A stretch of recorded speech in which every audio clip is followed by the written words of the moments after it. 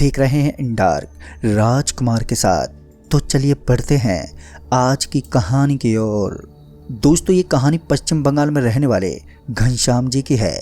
घटना का वर्णन करते हुए घनश्याम जी बताते हैं कि वो पश्चिम बंगाल के एक छोटे से गांव में निवास करते हैं, लेकिन इसी गांव ने उनके साथ एक ऐसा हादसा किया था जिसके बाद उनकी ज़िंदगी पूरी तरह से बदल गई थी। उस घटना के अंदर कई सारी चीज़ें सम्मिलित थी जिन पर इतनी जल्दी विश्वास कर पाना हर किसी के बस में नहीं होता, लेकिन फिर भी जिनके साथ ये घटना होती है वही इनका असली दर्द समझ सकते हैं। जो इन सब चीज़ों को अंधविश्वास मानते हैं उन पर ये घटना कोई प्रभाव नहीं डाल सकती। पश्चिम बंगाल में पड़ने वाला मधुपुर गांव एक ऐसा गांव है जिसके अंदर घनश्याम जी अपने पूरे परिवार के साथ रहते थे। तो दोस्तों, आगे की कहानी मैं आपको घनश्याम जी के पॉइंट से ही सुनाने वाला हूँ। नमस्ते दोस्तों, मेरा नाम घनश्याम है। हुआ कुछ ऐसा था कि उस रात बारिश मूसलाधार हो रही थी और मुझे किसी ज़रूरी काम के लिए बाहर जाना पड़ा था। ऐसा नहीं था कि अब मैं अपने घर नहीं जा सकता था। बारिश के दिनों में मुझे एक बाइक को ड्राइव करने का एक अलग ही मज़ा आता था, जिस वजह से मैं मौके पर ही अपने दोस्त कबीर के घर से निकलने लगा। लेकिन उसने मुझे रोकते कहा, बीच बारिश के अंदर बाइक को ड्राइव करना ठीक नहीं होता। हमारे गांव में लोग बारिश में कभी भी बाइक को ड्राइव नहीं करते। यहाँ के लोग मानते हैं कि ये चीज़ें उनके लिए बहुत बुरी साबित होती हैं। ऐसा कई बार हुआ है। जो बंदा रात में बारिश के अंदर इस सड़क के ऊपर अपनी बाइक चलाता है वो ऐसी भयानक चीज़ से सामना करता है जिसके बाद उसे देखते उस आदमी की जान निकल जाती है। दोस्तों, ये सुनकर तो मैं अपने दोस्त कबीर पर हंसते हुए बोला, क्या यार, तुम लोग तो ऐसे ही हो, तुम्हारी बातें भी अटपटी होंगी। तभी कबीर ने बताया कि कुछ जिन प्रजाति के लोग हमारे इस गांव के रास्ते को भूतिया साबित करते हैं, लेकिन मैं इन चीज़ों में कदापि विश्वास नहीं करता था। तो मैंने इतनी जल्दी उनके ऊपर विश्वास ही नहीं किया और अपने दोस्त कबीर से कहा, देख भाई, चिंता करने की कोई बात नहीं है, मुझे ऐसी चीज़ों से डर नहीं लगता है, मैं आराम से घर चला जाऊँगा। और फिर इतना कहने के बाद मैं अपनी बाइक पर बैठ गया। कबीर मुझे रोकने की पूरी कोशिश कर रहा था, लेकिन उसकी तमाम कोशिशें विफल हो गई। तभी मैंने अपनी बाइक को स्टार्ट कर लिया और वैसे भी मेरा गांव यहाँ से बहुत दूर था, तो मुझे जाने में करीब 2 घंटा तो लग ही जाते। कबीर से मैंने कुछ ज़रूरी डॉक्यूमेंट्स लिए थे जिनको मैंने वाटरप्रूफ बैग के अंदर डाल दिया था, तो मुझे उनकी कोई टेंशन नहीं थी। फिर उसके बाद हमारी बाइक ने धीरे धीरे अपनी रफ्तार में बढ़ोतरी करना शुरू कर दिया और फिर कुछ देर के बाद में उस सड़क पर पहुंच गया जिस सड़क को लोग भूतिया बताते थे, यानी कि वहां पर किसी एक सफ़ेद जिन को देखे जाने का दावा किया जाता था। मैं लोगों की इस मूर्खता पर हंसते हुए उस रास्ते को पार करने लगा, लेकिन अचानक ही मेरी फूटी किस्मत ने अपना रंग दिखाना शुरू कर दिया। दरअसल मेरी बाइक के अंदर जो खराबी थी अब उसने भी रंग दिखाना शुरू कर दिया था। दरअसल मेरी बाइक का इंजन थोड़ा गर्म होने के बाद कुछ पलों के लिए थम जाता था और मैं इस अंधेरी रात में ज़ोरों से बरसती बारिश के अंदर कहीं पर भी रुकने को तैयार ही नहीं था। लेकिन जब खुद साधन ने ही मुझे रुकने पर मजबूर कर दिया तो इसके आगे मेरी भी एक ना चली और मेरी बाइक थोड़ी और आगे जाते ही एक पेड़ के नीचे जाकर बंद हो गई। और जैसे मेरी बाइक का इंजन बंद हुआ तो मैं अपने आजू बाजू में देखने लगा। पहले तो मुझे वहाँ पर कोई भी नज़र ही नहीं आया, लेकिन उसके बाद मैंने देखा कि एक सफ़ेद रंग के कपड़े पहने आदमी उस पेड़ के नीचे टहल रहा था। उस आदमी को वहाँ पर घूमता देख एक पल की खातिर तो मेरी नज़र उसके ऊपर पड़ी, लेकिन उसके बाद मैंने उसे नज़रअंदाज कर दिया। पता नहीं क्यों, लेकिन उस आदमी के बारे में मैं कुछ ज़्यादा कुछ सोच ही नहीं पाया और अपनी बाइक स्टार्ट होने का इंतज़ार करने लगा। तकरीबन मैं 5 मिनट तक रुका रहा और तभी मुझे ख्याल आया कि मैंने अभी अभी एक जिस आदमी को देखा था वो अचानक ही कहीं गायब हो गया, क्योंकि उस आदमी के ऊपर एक तो मेरा ध्यान ठीक से नहीं जा पाया था और ऊपर से वो आदमी एकदम से ही गायब हो गया था। तो इस चीज़ में कहीं ना कहीं मुझे ये सोचने पर मजबूर कर दिया था कि ये कौन सी बला थी जो महज कुछ पल के अंदर ही एकदम से गायब हो गई। अब मेरी आंखें लगातार अब इसी चीज़ की तलाश करने में लग गई। कुछ देर तक तो मैं इधर उधर चलता रहा और फिर उसके बाद जब मैं अपनी बाइक के पास आया तो मैंने बाइक को स्टार्ट करने की कोशिश की और मेरी बाइक भी स्टार्ट हो गई। तब जाकर मुझे एक सुकून मिला और उसके बाद मैंने अपनी बाइक का गियर डाल दिया और मैं तुरंत ही वहाँ से निकलने लगा। मेरी बाइक अब अच्छी खासी रफ्तार से वापस से सड़क पर चलने लगी थी और साथ ही मुझे भी अब काफ़ी ज़्यादा तसल्ली हो गई थी कि अब मैं आराम से अपने घर पहुँच जाऊँगा। हालांकि ये सड़क बहुत ही ज़्यादा लंबी दूरी तक फैली हुई थी, तो इसका थोड़ा सा डर मेरे अंदर भी था, लेकिन मैं यही सोच रहा था कि लोग बस इन चीज़ों को अंधविश्वास के तौर पर फैला देते हैं, बाकी भूत प्रेत जैसी कोई भी चीज़ नहीं होती। और इन चीज़ों को सोचते सोचते पता नहीं क्यों, लेकिन मेरे अंदर भी एक हल्का सा डर बैठा हुआ था, क्योंकि इस भयानक रात में इतना ज़्यादा सन्नाटा पसरा हुआ होता है कि कोई नॉर्मल इंसान आसानी से डर सकता है। अपने ही मज़े में गाने सुनते हुए कुछ दूर और आगे आया ही था कि तभी अचानक मुझे ऐसा लगा कि मेरी बाइक की पिछली वाली सीट पर कोई बैठा हुआ है और वो लगातार मेरी तरफ देख रहा है, लेकिन मैं उसे देख पाने में सक्षम नहीं हूँ। इतने में ही मैंने अपनी गर्दन घुमाई और पीछे की ओर देखने लगा तो मुझे वहाँ पर कोई भी नज़र ही नहीं आया। मैंने एक पल के खातिर चैन की सांस ली और उसके बाद अपने आप को नॉर्मल करके अपने आजू बाजू में देखने लगा, लेकिन अब मुझे सब कुछ एकदम सामान्य नज़र आ रहा था। फिर पता नहीं क्यों, लेकिन बाइक के पीछे मुझे एक अजीब सा भारीपन लग रहा था। ऐसा लग रहा था कि मेरे अलावा कोई और भी है जो मेरी बाइक के ऊपर सवार है, लेकिन वो मुझे बिल्कुल भी नज़र नहीं आ रहा था। सारी चीज़ें एक समय के लिए मेरे दिमाग से बाहर हो चुकी थी, लेकिन अब इस कहानी का एक ऐसा टर्निंग पॉइंट आया जो मेरे दिल में डर के रूप में बैठने लगा, क्योंकि एक पल के खातिर मुझे ऐसा महसूस हुआ कि जैसे ही बाइक सड़क के एक छोटे से गड्ढे में गिरी तो अचानक ही किसी ने मेरे कंधे पर पीछे से हाथ रख दिया, और वो हाथ जैसे मेरे कंधे पर आया तो मुझे उस हाथ के अंदर इतनी ज़्यादा ठंड महसूस हुई कि मेरे पूरे शरीर के अंदर एक कपकपी सी छूटने लगी। उस वक्त मैं इतना ज़्यादा डर गया था कि मेरी हिम्मत नहीं हो रही थी कि मैं एक बार पीछे मुड़कर देख सकूं, और इसी डर ने मुझे अपनी बाइक से कांच में देखने पर मजबूर कर दिया। और जैसे मेरी नज़र अपनी बाइक वाले कांच में पड़ी तो उस वक्त मेरा पूरा का पूरा शरीर एकदम से सुन्न पड़ गया। दरअसल मैंने देखा कि मेरी बाइक के पीछे मुझे कोई आदमी बैठा हुआ नजर आ रहा था जिसकी खोपड़ी फटी हुई थी। उसे देखकर मैं इतनी बुरी तरह डर गया कि मेरी जुबान लड़खड़ाने लगी थी। अब मैं कुछ बोल तक नहीं पा रहा था और अब मेरी बाइक से भी मेरा कंट्रोल खोने लगा था। मैंने बाइक को ब्रेक मारने की कोशिश की, लेकिन मेरी बाइक मेरी तमाम कोशिशों के बावजूद भी रोकने में विफल हो रही थी। साथ ही साथ मुझे अपनी मौत को अपने सामने देखकर रोना आ रहा था। उस वक्त मैं कुछ भी समझ नहीं पा रहा था कि इस भयानक कंडीशन में मुझे क्या करना चाहिए। अब एक पल के खातिर मैंने फिर से अपने पीछे पलट कर देखा तो सच में वहाँ पर मुझे कोई भी नहीं दिखा, लेकिन अचानक ही मेरी बाइक किसी चीज़ से ज़ोर से टकरा गई। इस अंधेरी रात में सड़क के ऊपर किसी इंसान का होना कुछ सामान्य चीज़ नहीं होती, क्योंकि बाइक जिस चीज़ से टकराई थी वो कोई इंसान था जो बाइक के टकराते एकदम से हवा में उछलकर नीचे गिर पड़ा। हालांकि अंधेरा होने की वजह से मैं इस चीज़ को ठीक से देख नहीं पाया, और फिर मेरी बाइक की आगे वाली हेडलाइट एकदम से फूट गई और उसके साथ ही साथ पूरी की पूरी सड़क के ऊपर अंधेरा छा गया। मैंने अपने मोबाइल निकाला और उसकी टॉर्च को ऑन करने लगा, लेकिन अब मोबाइल भी साला धोखा दे चुका था। दोस्तों, इस वक्त मेरे पूरे शरीर ने काम करना बंद कर दिया था।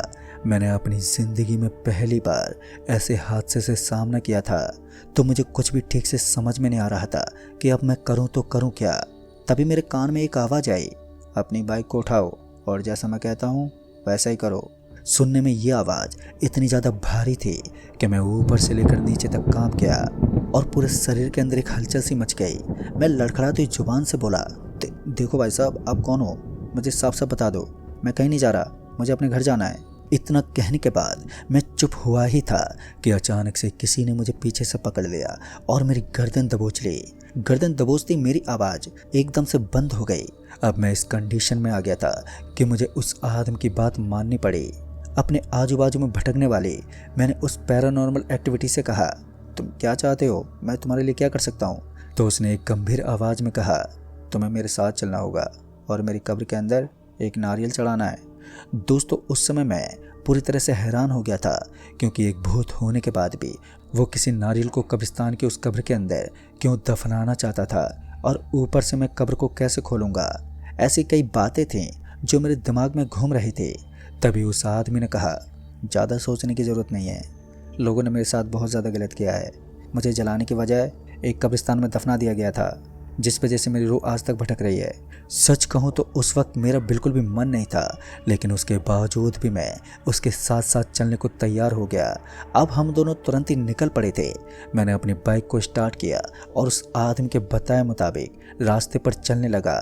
कुछ दूर आने के बाद उस आदमी ने मुझे एक कच्चा रास्ता बताया और मैं उसी कच्चे रास्ते के ऊपर अपनी बाइक को ड्राइव करने लगा।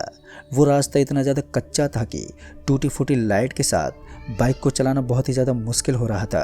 लेकिन तभी उस आदमी ने कहा, रास्ते की कोई भी चीज़ तुम्हें नहीं रोक पाएगी। तुम्हें उस कब्र के पास जाना है और उस कब्र के अंदर जो नारियल रखा हुआ है उसे बाहर निकाल कर एक नया नारियल उसके अंदर रख देना है, और अगर तुम ऐसा नहीं कर पाए तो मैं यहीं पर तुम्हारी जान ले लूँगा। मैं इतनी जल्दी मरना नहीं चाहता था, इसलिए मजबूरन मुझे उस जिन की कही गई हर बात को मानना ही पड़ रहा था। इसी बीच हम दोनों एक ऐसी जगह पर पहुंचे जहां पर चारों तरफ बहुत ही भयानक सन्नाटा पसरा हुआ था।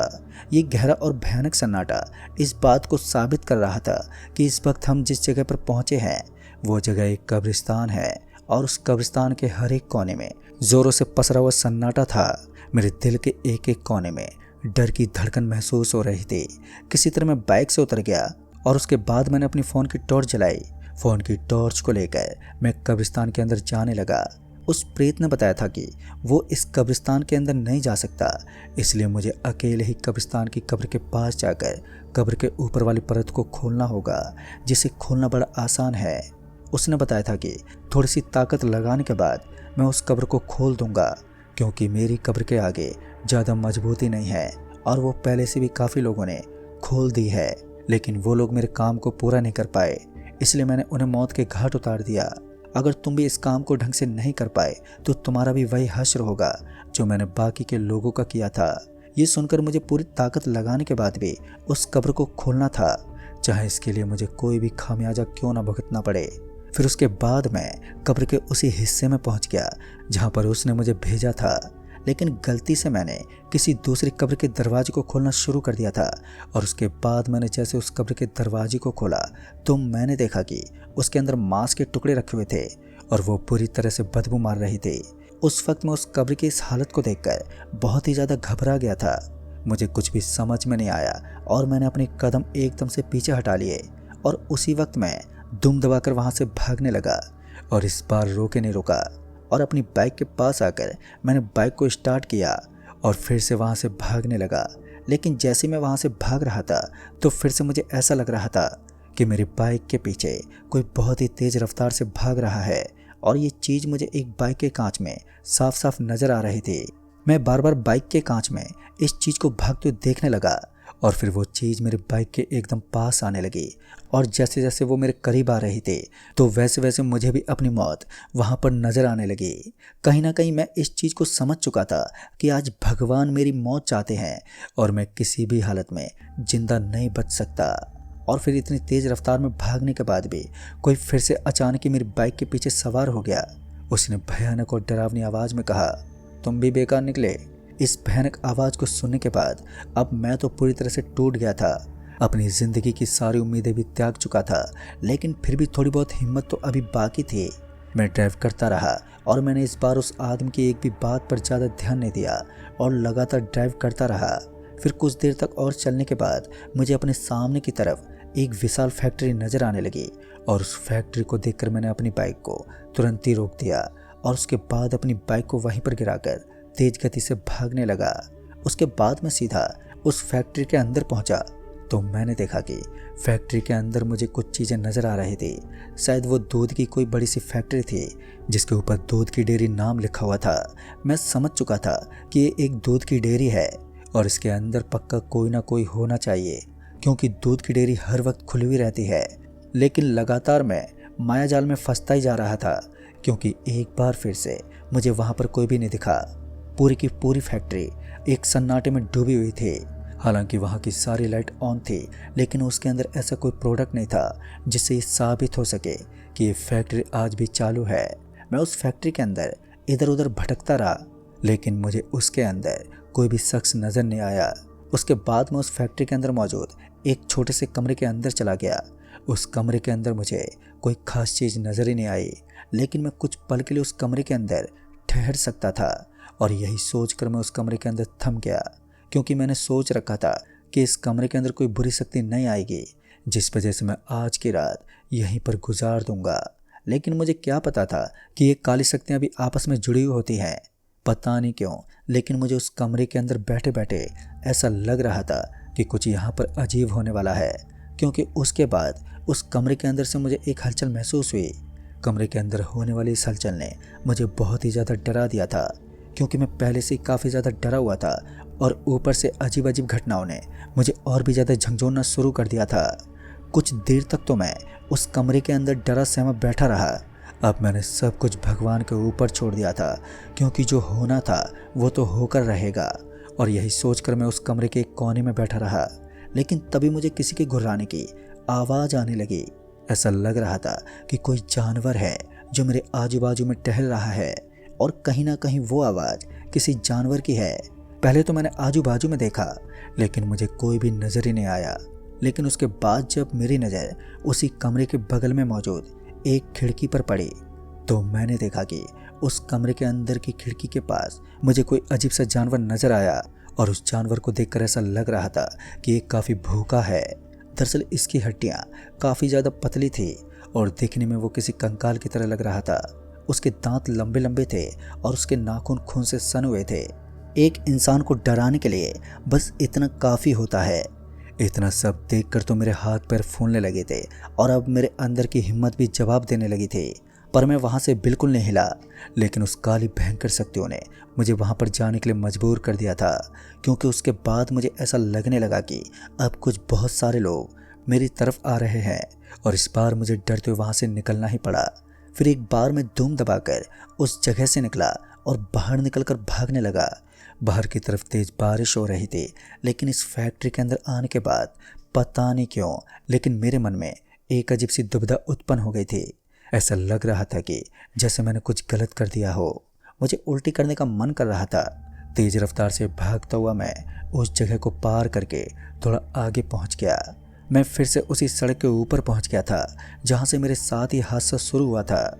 मेरे दोस्त का घर यहाँ से ज़्यादा दूरी पर नहीं था, क्योंकि वहाँ से थोड़ी दूर आगे आते ही मेरे साथ ये डरावना कांड हो गया था। तभी मुझे याद आया कि मैं अपने दोस्त को फ़ोन करके बुला लेता हूँ, और फिर मैंने ऐसा ही किया। उस घनघोर बारिश के अंदर मैंने अपने दोस्त को फ़ोन किया और उसे अपने पास बुलाया। फ़ोन के उठाते ही मैंने उसे सारी बात बताई, तो वो मेरे ऊपर भड़कते हुए बोला, यार मैंने तुझे पहले ही कहा था कि वहाँ पर मत जाना, लेकिन तूने तो मेरी एक भी बात नहीं मानी, और अब तुझे इस चीज़ का भुगतान करना होगा। और हाँ, जब तक तुम वहाँ से नहीं हिलना, जब तक मैं नहीं आ जाता, और ये काली शक्तियाँ जब तक तुम्हें नहीं छोड़ेंगी, जब तक कि सुबह नहीं हो जाती। मेरे दोस्त ने मुझे जैसा बताया था मैंने वैसा ही किया। मैं उसी सड़क के ऊपर इधर उधर घूमने लगा, लेकिन अभी भी मुझे डर लग रहा था कि कहीं से कोई चीज़ मेरे ऊपर हमला ना कर दे। काफ़ी देर तक तो मैं इधर उधर टहलते रहा, लेकिन मुझे वहाँ पर कोई भी चीज़ नज़र नहीं आ रही थी। हालांकि अभी भी मुझे यही डर सता रहा था कि कहीं से वो काली शक्ति मेरे ऊपर एक बार फिर से हावी ना हो जाए। मैं इधर उधर देख ही रहा था कि तभी अचानक ही मुझे सड़क के बीच में नारियल की एक बड़ी सी पोटली नजर आने लगी। उस पोटली को देखकर एक पल के खातिर मेरी आंखें फटी की फटी रह गई। उस वक्त मेरे पूरे के पूरे शरीर के अंदर कंपन होने लगी थी, क्योंकि वही नारियल था जो मैं उस कब्रिस्तान में लेकर गया था। उस नारियल की पहचान ये थी कि उस नारियल के दोनों साइड लाल लाल रंग का एक धब्बा लगा हुआ था, जिससे साफ हो चुका था कि ये वही नारियल है। और इसी बीच मुझे एक आवाज़ आई। जब मैंने सड़क के बाजू में देखा तो मैंने देखा कि वो सफ़ेद कपड़े पहने एक आदमी सड़क के बगल में बैठकर अपने हाथ जोड़कर बैठा हुआ था। इस वक्त उसे डिस्टर्ब करने का मतलब था कि अपनी मौत को दावत देना, इसलिए मैं बहुत धीरे धीरे कदम पटकते हुए वहाँ से निकलने की कोशिश करने लगा।